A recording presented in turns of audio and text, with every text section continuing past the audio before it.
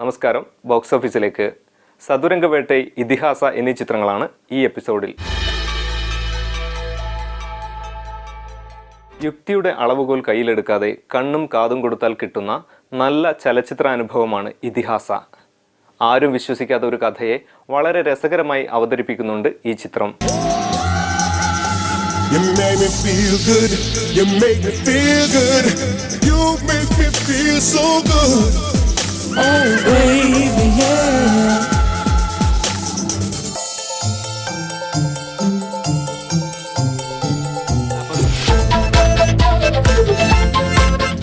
കൈയടക്കത്തോടെ കൈകാര്യം ചെയ്യപ്പെട്ട തിരക്കഥയും സ്വാഭാവിക നർമ്മമുഹൂർത്തങ്ങൾ സമ്മാനിക്കുന്ന സംഭാഷണങ്ങളും ചിത്രത്തിന് മികച്ച ആസ്വാദനം സാധ്യമാക്കുന്നു.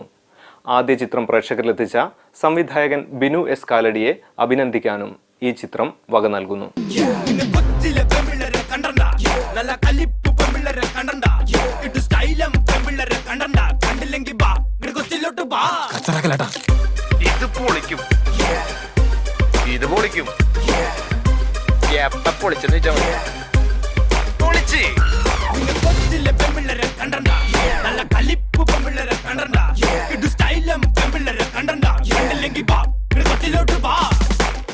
Shake it, baby. Yeah, yeah. Shake it, baby. Yeah, yeah.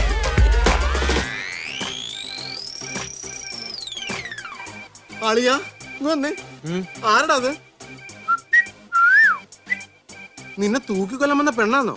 നീ കളി കളഞ്ഞേ. ആരാന്ന് പറ. ആ സത്യോട് പറഞ്ഞത് ഞാൻ കേട്ടമ്മടെ പെണ്ണാണത്. പെട്ടെന്നൊരു ദിനം രണ്ടുപേരുടെ ശരീരം പരസ്പരം മാറിപ്പോകുന്നതാണ് സിനിമയിലേക്ക് പ്രേക്ഷകനെ കടത്തിവിടുന്ന കഥാസന്ദർഭം. പോക്കറ്റടിക്കാരനായ യുവാവിൻ്റെയും IT സ്ഥാപനത്തിൽ ജോലി ചെയ്യുന്ന ഒരു യുവതിയുടെയും ശരീരമാണ് അവിശ്വസനീയമാം വിധം അങ്ങോട്ടും ഇങ്ങോട്ടും മാറിയത്.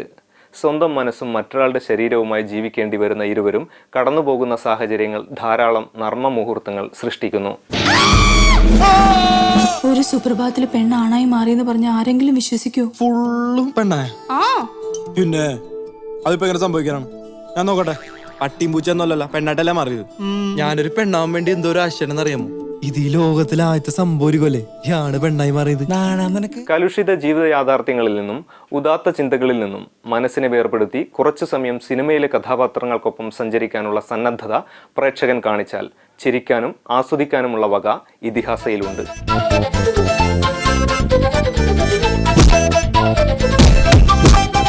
നിനക്കിപ്പോ തിരിച്ചൊരാണാവാൻ പറ്റിയില്ലെങ്കിലും ഞാൻ നിനക്കൊരു ജീവൻ തന്നേക്കാം.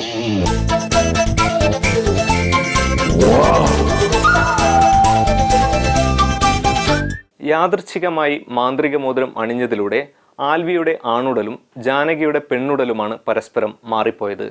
ഷൈൻ ടി ചാക്കോ ആൽവി എന്ന കഥാപാത്രമായും അനുശ്രീ ജാനകി എന്ന കഥാപാത്രമായും വേഷമിടുന്നു. പിന്നെ മാന്ത്രിക മോതിരം എനിക്ക് തലക്ക് പ്രാന്താണ്.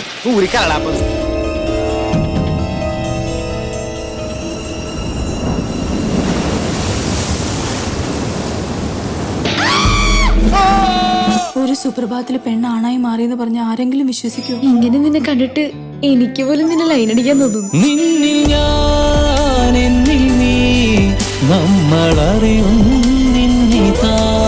ശരീരം മാറിപ്പോയ രണ്ട് കഥാപാത്രങ്ങൾ പരസ്പരം കണ്ടുമുട്ടുന്നിടത്താണ് ഇന്റർവെല്ലിന് മുമ്പ് അതിസൂക്ഷ്മമായി ജാനകിയുടെയും ആൽവിയുടെയും സീനുകൾ ഒന്നിടവിട്ട് മാറി മാറി മാലയിലെ മുത്തുകണക്ക് കോർത്തെടുത്താണ് തിരക്കഥ മുന്നോട്ട് നീങ്ങുന്നത്. ഇന്റർവെല്ലിന് ശേഷം ഇവർ പഴയ രൂപം തിരിച്ചുപിടിക്കാനായി വഴി അന്വേഷിച്ച് ഒരുമിച്ച് നീങ്ങുന്നു. It's a strange case, but sounds interesting.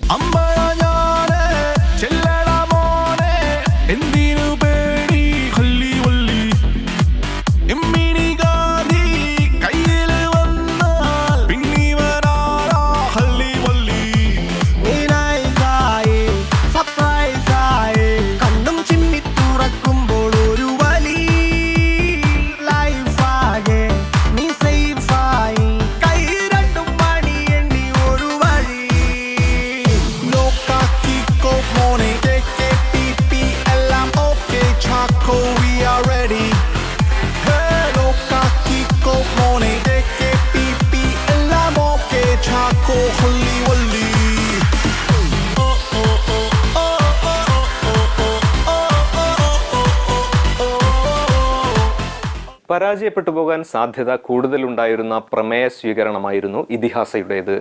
അപകട സാധ്യതകൾ വന്നപ്പോഴെല്ലാം നേരിയ ദൂരത്തിലും കാലത്തിലും അവിശ്വസനീയമാം വിധം ചിത്രം കഥ പറഞ്ഞുയർന്നു.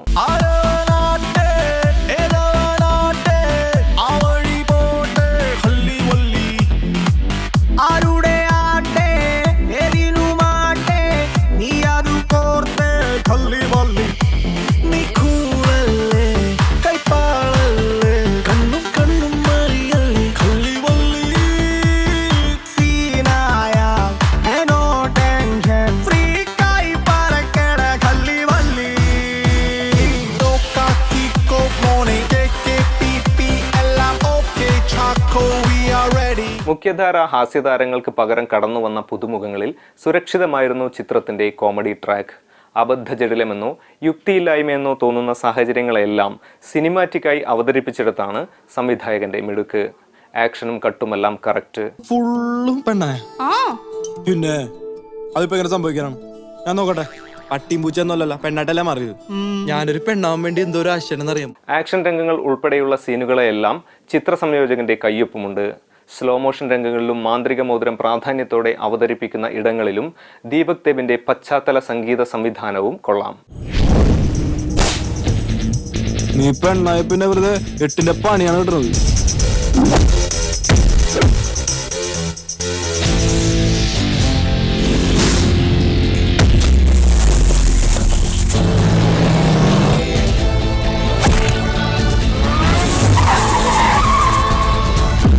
പിന്നെ മാന്ത്രിക മോതിരം എനിക്ക് തലക്ക് പ്രാന്താണ്. പല ഘട്ടങ്ങളിലും ചിത്രകഥകളിൽ കാണാറുള്ള ആഖ്യാന ശൈലിയിൽ കഥ പറഞ്ഞു പോകുന്ന കോമഡി ചിത്രമാണ് ഇതിഹാസ. കള്ളന്മാരുടെ സഞ്ചാരത്തിലും പോലീസിന്റെ ഇടപെടലുകളിലുമെല്ലാം കോമഡിയുടെ ട്രാക്ക് ഉടഞ്ഞു പോകാതെ ചിത്രം മുന്നോട്ട് പോകുന്നു. മ്യൂസിയത്തിൽ നിന്നും നഷ്ടപ്പെട്ടു പോകുന്ന 2 മാന്ത്രിക മോതിരവും അതുണ്ടാക്കുന്ന പൊല്ലാപ്പുകളും കണ്ടുകൊണ്ടിരിക്കാൻ പ്രേക്ഷകനെ പ്രേരിപ്പിക്കുന്നതും രസകരമായ ഈ ആഖ്യാന ശൈലിയാണ്.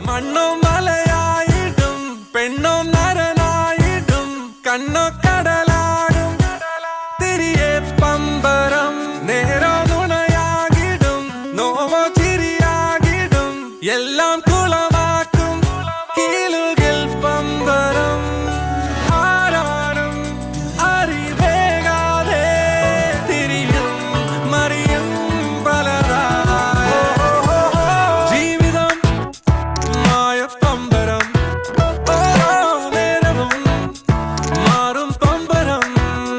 പാലക്കാട്ടുകാരി ജാനകിയുടെയും കൊച്ചിക്കാരൻ ആൽവിയുടെയും കഥയാണ് ഇതിഹാസ പറയുന്നതെങ്കിലും ഒരുപക്ഷെ അതിനൊരു അമേരിക്കൻ ഭീഷണി നേരിടേണ്ടി വന്നേക്കാം. 2002 തിയേറ്ററിലെത്തിയ ഹോട്ട് ചിക്ക് എന്ന അമേരിക്കൻ ഹാസ്യ സിനിമയുടെ പ്രമേയം തന്നെയാണ് ഇതിഹാസയിലും കടന്നുവരുന്നത്. കോപ്പിറൈറ്റിൻ്റെയോ കോപ്പിയടിയുടെയോ കള്ളികളിൽ ഇതിഹാസയെ നിർത്തിയാൽ ജാമ്യമെടുക്കാൻ കഴിയാത്ത വിധം ചില സമാനതകൾ ചിത്രത്തിൽ കാണാനുമുണ്ട്. ഇന്റർനെറ്റിന്റെ ഇടവഴികളിൽ പരതിയാൽ ആർക്കും ബോധ്യപ്പെടാവുന്ന ഇക്കാര്യങ്ങൾ കൂടുതൽ വിശദമാക്കുന്നില്ല. പ്രമേയത്തെ കേരളീയ സാഹചര്യത്തിൽ വിന്യസിച്ചിട്ടുണ്ടെങ്കിലും സ്വന്തം മനസ്സിനൊപ്പം മറ്റൊരാളുടെ ശരീരമാണ് ഉള്ളതെന്ന് നായകൻ തിരിച്ചറിയുന്ന ടോയ്ലറ്റ് സീൻ അതേപടി പകർത്തിയത് എന്തായാലും ശരിയായില്ല. ചിത്രത്തിലെ നിർണായക കഥാമുഹൂർത്തമായിരുന്നു അത്. ആ സീനിനകത്ത് വരുന്ന ഓരോ ഷോട്ടുകളും അതിൻ്റെ കോമ്പോസിഷനും കോപ്പിയടി തന്നെ. നായകന്റെ വീഴ്ചയും എഴുന്നേറ്റ് നിന്നുള്ള കണ്ണാടി നോക്കലുമെല്ലാം അതേപടി പകർത്തിയിരിക്കുന്നു.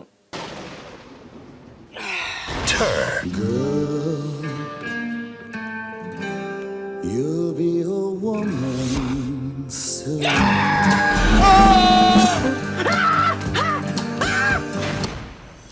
ഹോട്ട് ചിക്ക് സിനിമയിലെ റോബ് ഷ്നൈഡർ ആണോ ഇതിഹാസയിലെ ഷൈൻ ടോം ചാക്കോ ആണോ നന്നായി വീണതെന്നറിയാൻ 2-3 പ്രാവശ്യം ആ സീൻ കാണേണ്ടി വരും. പഴയ രൂപം തിരിച്ചു പിടിക്കാനുള്ള കഥാപാത്രങ്ങളുടെ പ്രയാണമാണ് ഈ 2 സിനിമയും. അത് സൃഷ്ടിക്കുന്ന നർമ്മ മുഹൂർത്തങ്ങളിലാണ് ഈ സിനിമകളുടെ വിജയവും. മൂലകഥയിലെ സാമ്യവും പകർത്തിയ സീനുകളുമെല്ലാം യുക്തിസഹമായ ആരോപണങ്ങളുടെയും അന്വേഷണങ്ങളുടെയും ആകെത്തുകയാണ്. മൗലികത ഇല്ലായ്മയുമാണ്. എന്നാൽ ഈ സിനിമ ആസ്വദിക്കാൻ ഇതൊരു തടസ്സവുമല്ല. മറുപക്ഷത്തു നിന്ന് ചിന്തിച്ചാൽ പ്രേക്ഷകനെ നന്നായി രസിപ്പിക്കുന്ന ചിത്രമാണ് ഇതിഹാസ. ഫാന്റസിയും കോമഡിയും ഇഷ്ടപ്പെടുന്നവരെ ഈ ചിത്രം തിയേറ്ററിൽ പിടിച്ചിരുത്തും. അതിനുള്ള കെൽപ്പ് ഈ ചിത്രത്തിനുണ്ട്.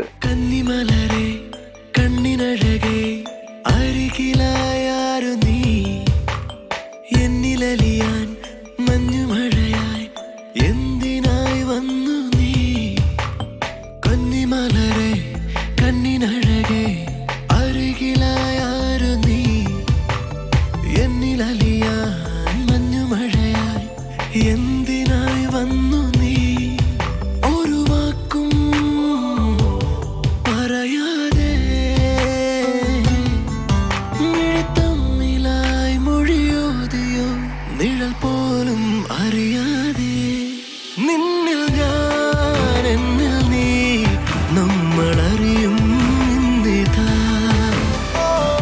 ഞാൻ ഗന്ധർവൻ പറഞ്ഞതും ആയുഷ്കാലം പറഞ്ഞതും പപ്പൻ പ്രിയപ്പെട്ട പപ്പൻ പറഞ്ഞതുമൊക്കെ അവിശ്വസനീയമായ കഥകളായിരുന്നു. സാമാന്യ യുക്തിയെ വെല്ലുവിളിച്ചുകൊണ്ടെത്തിയ ഇത്തരം ചിത്രങ്ങളിലെ അവിശ്വസനീയ കഥാപാത്രങ്ങളെപ്പോലെ ഷൈൻ ടോം ചാക്കോ അഭിനയിച്ച ആൽവിക്കും അനുശ്രീയുടെ ജാനകിക്കും പ്രേക്ഷക മനസ്സിൽ ദീർഘായുസ്സുണ്ടാകും. അതുകൊണ്ട് തന്നെ തിയേറ്ററിൽ പോയി കണ്ടാൽ നഷ്ടം വരില്ലെന്നുറപ്പുള്ള സിനിമ തന്നെയാണ് ഇതിഹാസ.